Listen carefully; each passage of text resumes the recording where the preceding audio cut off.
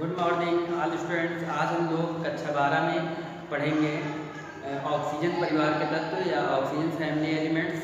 हम लोग इससे पहले नाइट्रोजन वर्ग के एलिमेंट्स के बारे में पढ़े थे, तो आज आइए बात करते हैं इसमें ऑक्सीजन परिवार के ऊपर। देखते हैं ऑक्सीजन परिवार के एलिमेंट्स क्या होते थे। तो हम लोगों ने इसमें 4 वर्ग हमको पढ़ना था। एक तो नाइट्रोजन वर्ग पढ़ना था, एक ऑक्सीजन वर्ग पढ़ना है, एक कौन सा फ्लोरीन वर्ग, और एक कौन सा जीरो वर्ग पढ़ना है जिसमें नियॉन। तो ये हमको 4 वर्ग पढ़ना है जो हमारे इस सिलेबस में है। इसके अकॉर्डिंग तो हम बात करते हैं ऑक्सीजन फैमिली एलिमेंट्स की। तो हम लोग इससे पहले पढ़े थे कि पी ब्लॉक एलिमेंट्स क्या होते थे। तो जिन एलिमेंट्स का इलेक्ट्रॉनिक कॉन्फ़िगरेशन करने पर उनका लास्ट इलेक्ट्रॉन पी सबसेल में आता था, उसको हम पी ब्लॉक एलिमेंट्स कहते थे।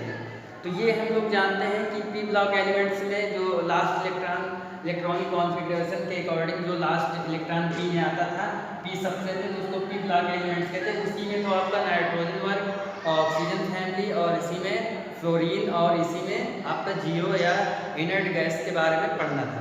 तो ऑक्सीजन फैमिली में बात करते हैं। तो oxygen family the electronic configuration of oxygen family elements. Oxygen is a first elements of the periodic table group 16। तो ये हम समझ गए कि वो 16 वर्ग में आपका एलिमेंट्स जो होगा ये पहला होगा, और इसका इलेक्ट्रॉनिक विन्यास क्या होगा। तो ऑक्सीजन परिवार के तत्वों का इलेक्ट्रॉनिक विन्यास NH2 NP कितना होता है आपका 4 होता है। ये हम लोग देखेंगे NH2 क्या होगा और NP क्या होगा 4 होगा। अब इसमें देखते हैं, आप लिख सकते हैं कि जिन तत्वों का इलेक्ट्रॉनिक विन्यास, यहाँ पे लिख लीजिए ऐसे, जिन तत्वों का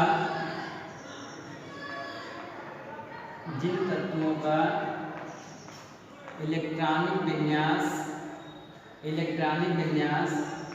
NH2 NP4 होता है, उसे ऑक्सीजन परिवार के तत्व, ऑक्सीजन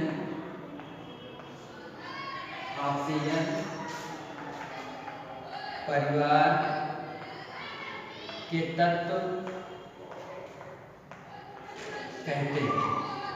ऑक्सीजन परिवार के तत्व कहते हैं। तो इसमें हम देखते हैं कि इनके लास्ट में कितना आएगा, NH2 आएगा और NP4 आएगा। ये बात करेंगे। तो इसका अगर इलेक्ट्रॉनिक विन्यास देखते हैं कौन कौन से एलिमेंट्स आएगा, ऑक्सीजन आएगा, सल्फर आएगा, सेलेनियम आएगा, टेलुरियम आएगा, पोलोनियम आएगा।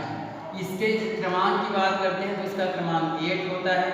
इसका ये जो सल्फर हमारा होता है इसका 16 होता है, और जो सेलेनियम होता है इसका कितना होता है, इसका 34 होता है, और फिर 34 इसका कितना होता है, इसका 52 होता है, और फिर इसका कितना होता है 84 होता है। ये इसका इलेक्ट्रॉनिक नंबर, यानी ये क्या हो जाता है परमाणु संख्या जिसको कहते हैं, यानी इसका परमाणु संख्या ये 8 है, ये 16 है। कैसे आया इसको हम देखते हैं। 8 में जब हम क्या करेंगे, 8 ऐड कर देंगे ये, और तो 16 हो जाएगा। 16 में फिर हम 18 ऐड कर देंगे तो 32। 16 में जब ये होगा तो 34 हो जाएगा। फिर 18 ऐड करेंगे, ये जोड़ देंगे तो क्या होगा इसमें, ये हो जाएगा आपका 52। 52 में फिर 32 जोड़ देंगे। तो इस प्रकार से इसका क्रमांक हम लिख लेंगे। इसका इलेक्ट्रॉनिक कॉन्फ़िगरेशन करेंगे तो 1s2 होगा, और 2s2 होगा, और 2p4 होगा। क्योंकि हम ये जानते हैं कि इसमें 8 क्रमांक इसका है, तो इसमें 1s2 2s2 2p4 2 2 4 और 8 हो गए। तो ये 8 होंगे, तो लास्ट में कितना आ रहा है NH2 NP4, अर्थात P में 4 आ रहा है और S में भी 2 आ रहा है। इस प्रकार से तो अगर इसमें लिखेंगे हम 1s2 और 2s2 और 2p6 और 3s2 और 3p6 4 ये होगा, क्योंकि इसमें 16 नंबर में 2 2 4 6 4 10 2 12 4 16, ये इस तरह से हो जाएगा। तो देखो 4 आ रहा है P में, और कितना आ रहा है 2 आ रहा है। तो ये हम समझ गए कि ये ऑक्सीजन फैमिली के मेंबर हो गए। अब इसका इलेक्ट्रॉनिक विन्यास करेंगे 1s2 से शुरू होगा, लास्ट में 4s2 आएगा और क्या आएगा 4p4 आएगा। इसका इलेक्ट्रॉनिक विन्यास 1s2 से शुरू होगा, लास्ट में क्या आएगा 5s2 आएगा और 5p4 आएगा। इसका इलेक्ट्रॉनिक विन्यास हम 1s2 से शुरू करेंगे, लास्ट में क्या आएगा 6s2 आएगा और 6p4 आएगा। इस प्रकार से हम समझ गए कि जिन तत्वों का इलेक्ट्रॉनिक विन्यास करने पर NH2 NP4 होता है या आता है उसे हम ऑक्सीजन परिवार के तत्व कहते हैं। तो ऑक्सीजन हो गया, सल्फर हो गया, सेलेनियम हो गया, टेलुरियम हो गया और पोलोनियम हो गया। ये आपके एलिमेंट्स कौन से हैं? ऑक्सीजन परिवार के तत्व हैं। कौन से हैं? ऑक्सीजन परिवार के तत्व हैं। तो इसको हम लोग देखेंगे कि ये ऑक्सीजन परिवार के जो तत्व हैं इसमें इनको रखा गया। तो इसमें ऑक्सीजन आएगा और सल्फर आएगा, सेलेनियम आएगा, टेलुरियम आएगा, पोलोनियम आएगा। इनको ट्रिक से याद कैसे करेंगे? तो इसको याद कर लेंगे OSC टीपो, OSC टीपो। आप किसी भी ट्रिक से इसको याद कर सकते हैं, कोई दिक्कत नहीं है। OSC टीपो, इस तरह से हम लोग इसको याद कर लेंगे। फिर अगर हम बात करते हैं कि OSC टीपो के बाद अगर इसमें एलिमेंट्स को अगर हम सामान्य प्रॉपर्टीज की बात करते हैं या सामान्य गुणों की बात करते हैं, तो सामान्य गुण इसमें कौन कौन से होंगे उसको हम लोग देखेंगे। तो इसमें हम लोग देखेंगे कि सामान्य गुण में अगर देखते हैं, इसकी बात करते हैं कि इसको तो हम मिटा सकते हैं, तो इसको मिटा लेते हैं। फिर हम देखते हैं इसके सामान्य गुण कौन से होंगे उसको देखना है। तो सामान्य गुणों की बात करते हैं तो देखिए, सबसे पहले अगर हम बात करते हैं इसके ऑक्सीडेशन नंबर की, ऑक्सीजन परिवार के तत्वों की, तो इसमें ऑक्सीजन जो होगा इसकी संयोजकता कितनी होगी? वैलेंसी। तो इसमें सामान्य गुण में देख लेते हैं। सामान्य गुण में इसकी संयोजकता कितनी होगी? वैलेंसी। तो हम जानते हैं कि ऑक्सीजन परिवार की वैलेंसी -2 होगी और 6 हो जाएगी। कैसे होगी इसको देखते हैं। ऑक्सीजन का अगर इलेक्ट्रॉनिक विन्यास करते हैं ऑक्सीजन का तो कितना आता है 2 6। ये लास्ट में 6 आया तो 6 भी हो जाएगी। और अगर इसको देखते हैं 1s2 और 2s2 और 2p4, तो इसमें 2 की कमी हो गई क्योंकि 6 होना चाहिए था, तो -2 हो गए। तो इसलिए इसकी वैलेंसी कितनी हो जाएगी? -2 और 6 भी हो जाती है इसकी वैलेंसी। संयोजकता ऑक्सीजन मेंबर जितने भी होंगे उनकी संयोजकता इतनी आएगी। फिर हम लोग बात करते हैं इसके बाद बात करते हैं कि इसमें ऑक्सीडेशन नंबर कितना होगा? ऑक्सीकरण संख्या। तो ऑक्सीकरण संख्या जो होगी इसकी ऑक्सीकरण संख्या, तो ऑक्सीकरण संख्या इसकी जो होगी वो -2 होगी। ऑक्सीकरण संख्या कितनी होगी? -2 होगी। और हम अगर बात करते हैं इसमें इसकी ऋणात्मकता की और इसकी परमाणु त्रिज्या की, आयनन ऊर्जा की, तो अभी इसको एक एक करके हम पढ़ेंगे। देखते हैं इसकी निगेटिविटी पावर क्या होती है। इसकी निगेटिविटी पावर क्या होती है, यानी विद्युत ऋणात्मकता क्या है?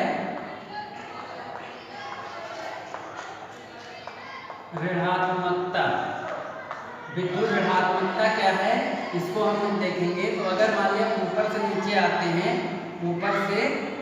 आते हैं तो इसकी ऋणात्मकता का मान क्या होता है? घटता है। क्या होता है? बहुत ट्रिक से ऐसे पढ़ लेंगे कि ऊपर से नीचे आएंगे तो इसकी ऋणात्मकता का मान क्या होगा? घटता है। इसकी ऋणात्मकता का मान क्या होता है?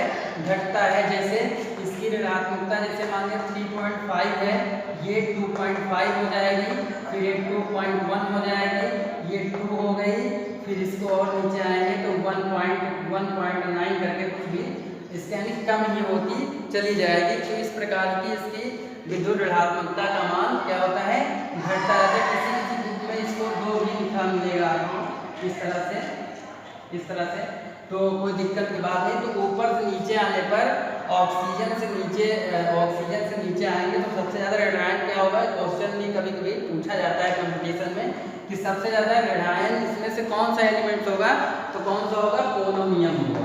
पोलोनियम सबसे ज़्यादा ऋणायन है, फिर टेलुरियम, फिर उसके बाद कौन सा है? सेलोनियम, फिर कौन सा है सल्फर, फिर ऑक्सीजन। यानी सबसे ज़्यादा ऋणायन कौन सा है पोलोनियम होगा। तो इस प्रकार से हम ये समझ गए कि ऊपर से नीचे आने पर क्या होगा कि इसकी ऋणात्मकता या निगेटिविटी जो इसकी पावर होगी वो क्या होगी घटेगी। फिर उसके बाद हम बात करते हैं इसके आयनन ऊर्जा की। आयनन ऊर्जा इसकी क्या होती है उसको हम देखते हैं। तो आयनन ऊर्जा में अगर हम इसकी बात करें तो आयनन ऊर्जा का मान भी क्या होता है ऊपर से नीचे आने पर घटता है। आयनन ऊर्जा का मान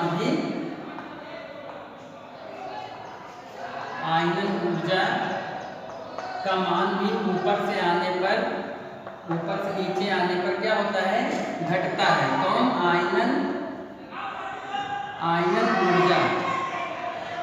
ऊर्जा का मान ऊपर से नीचे आने पर घटता है। इसका मान है 13.1 है, तो ये कितना हो जाता है 10 हो जाता है 10.1 करके। फिर इसी तरह से इसके मान क्या होते हैं नीचे आने पर घटते रहते हैं। जैसे मान लिया 10.4 है, ये 9.97 करके है, फिर ये 9 हो गए, यहाँ पे क्या हो जाता है ये 9.7 कर दीजिए, ये 9 हो। अगर मान लिया कि ये 923 है, यहाँ पे इससे कुछ ज़्यादा होता है बट ये घटते हुए क्रमांक में रहता है 8.9 होता है। तो इस प्रकार से हम आयनन ऊर्जा का भी मान देखेंगे। सबसे ज़्यादा आयनन ऊर्जा किसकी होती है तो आयनन ऊर्जा सबसे ज़्यादा ऑक्सीजन एलिमेंट की होगी, फिर उससे कम ये सल्फर की होगी, उससे सेलोनियम की होगी, फिर टेलोनियम की होगी, फिर पोलोनियम की होगी। तो इस प्रकार से हम लोग इसको पढ़ेंगे। फिर अगर बात करते हैं इसमें धात्विक लक्षण की, तो इसमें क्या होते हैं कि ऑक्सीजन सल्फर सेलोनियम क्या है, ऑक्सीजन सल्फर सेलोनियम ये सब क्या है, ये सब आधात्म्य हैं। क्या है आधात्म्य हैं। तो आधात्म्य हैं, तो आधातुओं में अगर बात करें तो ये आधात जो होंगे यानी इसमें प्रॉपर्टीज धातुओं की नहीं पाई जाती हैं, ये आधात होंगे। फिर अगर बात करते हैं कि इसकी प्रमाण त्रिज्या की, तो ये क्या होते हैं कि प्रमाण त्रिज्या इसमें कुछ खास नहीं होती है, लेकिन ये मान के लिए किसी भी हैलाइड से रिएक्ट कर जाते हैं और नाभिकीय आवेश भी इसमें आ जाता है। जैसे ऑक्सीजन की प्रमाण त्रिज्या की बात करते हैं तो ऑक्सीजन की प्रमाण त्रिज्या कितनी होती है, ऑक्सीजन की प्रमाण त्रिज्या 0.72 एंगस्ट्रॉम इतनी होती है। तो इस तरह से हम इसकी प्रमाण त्रिज्या को भी पढ़ेंगे। फिर अगर हम बात करते हैं कि इसकी प्रॉपर्टीज के बारे में, ऑक्सीजन की प्रॉपर्टीज, तो ऑक्सीजन जो हमारा इन्वायरमेंट में पाया जाता है, यानी वायु में जो पाया जाता है, तो वायु में 21% होता है लगभग में। बट अगर ये ऑक्सीजन को अगर कहा जाए समुद्र के अंदर कितना पाया जाता है, जो पानी होता है मैराइन वाटर, तो इस वाटर में ऑक्सीजन का परसेंटेज कितना होगा तो 89% पाया जाता है। बट ये कहा जाए कि ये कुछ ऐसी जैविक चीज़ों में या ऑक्सीजन कहाँ पे कितना पाया जाता है, भूप्रवृत्ति पे कितना पाया जाता है, ज़मीन पे कितना होता है, जो ज़मीन की सतह होती है सबसे पहले उस पर कितना होता है, तो ये कम से कम मान लीजिए 46% कम से कम ऑक्सीजन पाया जाता है। तो क्वेश्चन जो है आपका ये ऐसे बन जाता है कि प्रॉपर्टीज़ पे कितना पाया जाता है ऑक्सीजन, इन्वायरमेंट में गैसों में कितना पाया जाता है, और ये समुद्री पानी में कितना पाया जाता है, तो इसका परसेंटेज आपको अलग अलग लिखना होगा। फिर हम बात करते हैं कि ये कुछ क्या करते हैं हाइड्राइड बनाते हैं।